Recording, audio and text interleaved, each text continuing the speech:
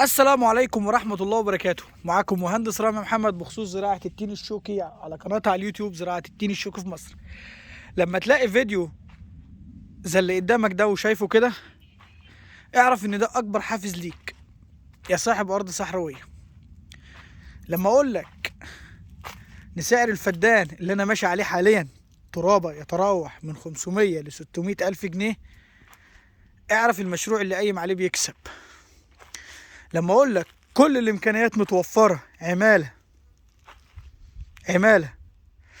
عربيات، كل الامكانيات، بمعنى ان انا اقدر ازرع اي زرعه، اذا المشروع اللي قايم على المزرعه دي بيكسب. لما اقول لك كل السبل اللي محتاجها صاحب ارض صحراويه متوفره، يعني في ايده يزرع الفاكهه، يزرع الموالح، يزرع جميع الصبارات، اذا المشروع اللي قايم على المزرعه دي بيكسب ذهب. ايه هو؟ التين الشوكي. فاقتنع ان لما يكون قدامك خط على الشمال بالحجم ده وبالعمر ده، ونبدأ نشيل خط منه ويكون خط على اليمين اللي انت شايفه الصغير ده في الفيديو، ويتم تنفيذ نفس المشروع، اعرف ان المشروع ده بيكسب ذهب. بس كده. انا بقول لك انا ماشي في مزرعة حاليا صايمة من 3 شهور فاتوا، لسه قدامها لحد شهر واحد صوم بدون مية نهائي وبدون مصاريف نهائي، اذا المشروع ده بكسب ذهب. انا هقول لك حاجة حلوة خالص، تمام؟ هضيفها لك جدا. كل ده انا بتكلم عليه سوق محلي، يعني التصنيع ما اتكلمناش في التصنيع ولا هحكي في التصنيع، رغم ان في ناس اشتغلت تصنيع في مصر. مش هحكي في التصنيع طول ما هو بيكسب، تمام؟ انا هقول لك حاجه كويسه جدا. انت عندك ارض صحراويه، جرب كل اللي انت عايزه، مش همنعك. يعني في ناس تقول لي يعني هتبقى زراعتنا تين شوكي بس؟ في دول قايمه على التين الشوكي بس على فكره بالكامل. ليه؟ لان عندها تصنيع، تصنع، اشتغلت منه تصنيع، اذا اصبح مشروع قومي في بلدها زي المكسيك. درجه اولى في التين الشوكي، كل حاجه معتمد عليه، تصنيع واكل وغذاء كامل، غذاء كامل، حيوان وبني ادم وكله. فانا بقول لك يا سيدي، يلي معاك ارض في مصر، جرب كل اللي انت عايزه، ازرع اللي انت عايزه كله. بس ان يأست وتعبت وحسيت ان انت تعبت فعلا، ازرع الزرعه اللي قدامك دي. مش شرط تزرع دلوقتي، بس لما تصرف لك مثلا 3 4 مليون يعني مثلا، اوكي، تبدا ترجع للزرعه دي. انت لو خدت الزرعه دي من اول طريقك واهتميت بيها واشتغلت عليها وحطيت تركيزك عليها، هتلاقي نفسك تاخد منها خير، وهتلاقي نفسك تصرف على قد احتياجها بس، وهتلاقي نفسك زي كده في يوم من الايام ماشي مصوم التين، لا في عماله منك، لا في رش حشري ولا غيره، لا في ري.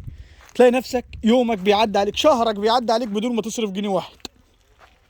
شهرك بيعدي عليك بدون ما تصرف جنيه واحد. اي حد فينا عنده مزرعه تانية اشجار مختلفه عن التين الشوكي، مفيش يوم بيعدي من غير ما يصرف، واحنا عارفين بالكلام ده. مفيش يوم بيعدي من غير ما يصرف. طب هل انا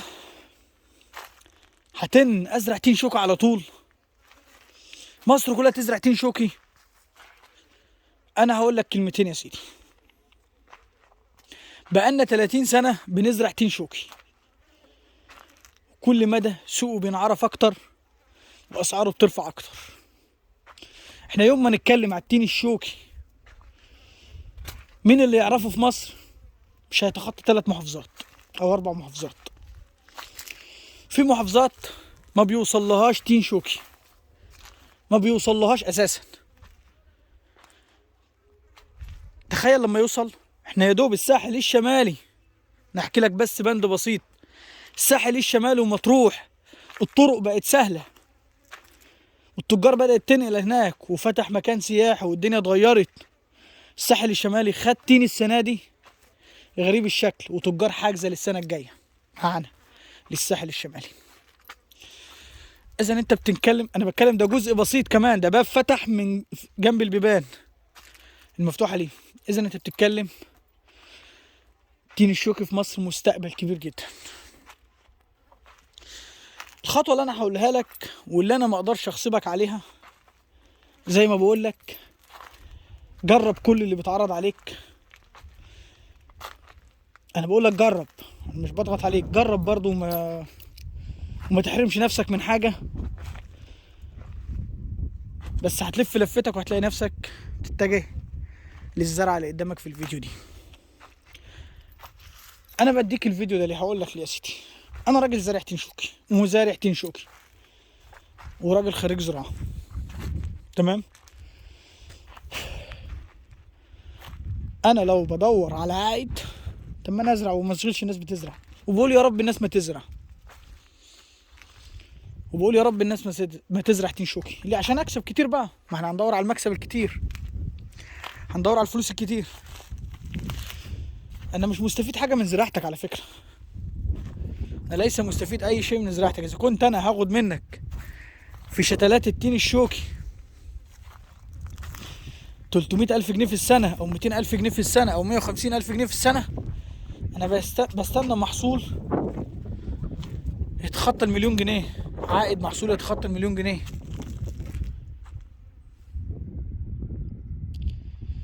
انت بتتكلم في ايه؟ احسبها حسبة عقل كده واقعد مع نفسك، فكر شوف اللي يناسبك. انا دايما بقرب الفيديو منك عشان يكون اختيارك صايب، تختار صح. انا بيجيلي عميل بيقول لي انا اتدمرت، انا حصل معايا كذا وكذا وكذا، انا عايز ازرع 100 فدان تين شوكي يعوضني على الخساره اللي انا خسرتها. انا عايز ازرع 3 في 4، انا عايز ازرع بص مكثف. هقول لك على حاجه، انا لو انسان وحش هندور بقى مكثف بقى، وبندور بقى عدد شتلات، وبندور عماله وهناخد فلوس. انا بقول له لا، لا تزرع مكثف،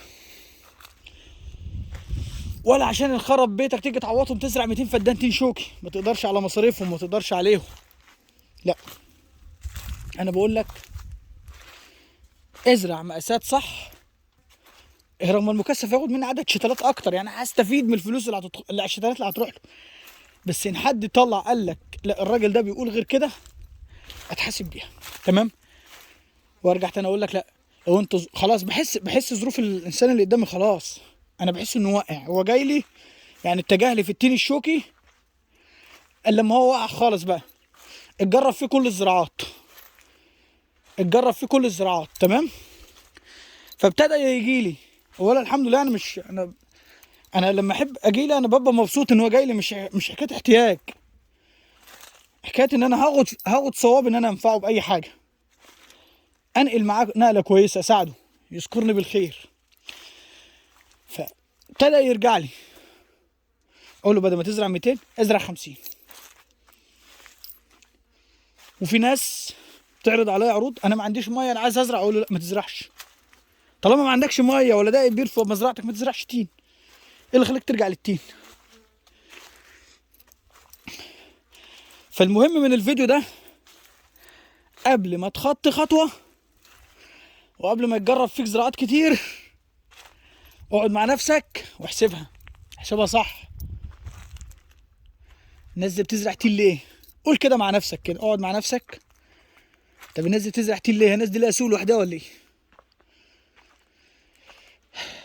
الناس دي ما بتصرفش كتير. اقعد مع نفسك، اقعد كده شوف حساباتك صح، راجع نفسك. تين الشوكي بيبشر من اول سنه، زرعه مش مكلفه، ليس مكلفه في الزراعه. اهم عنصر بالنسبه لها السباخ البلدي. انا بقول لك اهو، زرعه ما بيصيبهاش امراض. ليه ما تتجهش للطريق ده؟ ليه تختار اصعب طريق على نفسك؟ ليه تختار طريق معقد؟ ليه تختار طريق يخرب بيتك؟ ليه يعني؟ هتقول لي، هقول لك انا شفت الامثله دي كلها جت قدامي. بص، اكتر واحد هيلاقي الامثله دي انا واحد زيي. الناس انخربت بيوتها، اكتر واحد هيشوفهم انا. هقول لك ليه.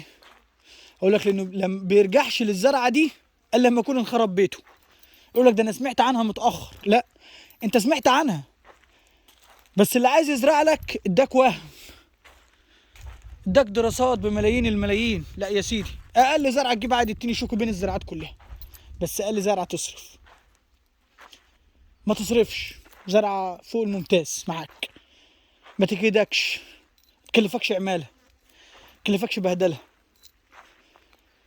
حاجات كتير هتفرق معاك، حاجات كتير جدا. هتلاقي نفسك، اقول لك والله، واحد قلم مزرعته بالكامل تين شوكي، اغير اتجاه المجال اللي كان زرعه الاولاني خالص. تخيل كان زارع كذا زراعه واشجار معمره، وقال لك لا لا لا، ده انا هو التين الشوك خلاص هشتغل عليه. فانت يا سيدي بص لكل خطوه بتخطيها. طبعا انا ما عملتش فيديوهات من فتره، كنت سايب فيديو عم علاء تشبعوا منه، طبعا هستفيد من كلامه الحلو يعني. ف يا رب تستفيدوا من كل حاجه انا بقدمها لكم. انا محتواي يا جماعه خاص بالتين الشوكي، بحب احطه في مجال التين الشوكي. ليه؟ لان انا بحط الحاجه اللي بتبقى مناسبه لارضك ومكانك، مناسبه في جميع الاماكن. تزرعه في مكان ينجح، تزرعه في اسوأ الظروف ينجح، تزرعه في اي نصيبه ينجح. من الاخر هو ده التين الشوكي، استثمار ناجح، استثمار ناجح. يا رب تستفيدوا من اللي انا بقدمه. ان شاء الله تلاقوا كل يوم فيديوهات وحاجات جديده. معلش في معلومات بتطير من دماغي بسبب ضغط الشغل، فان شاء الله برضه هتلاقوا كل ما هو جديد عن التين الشوكي. والسلام عليكم ورحمه الله وبركاته.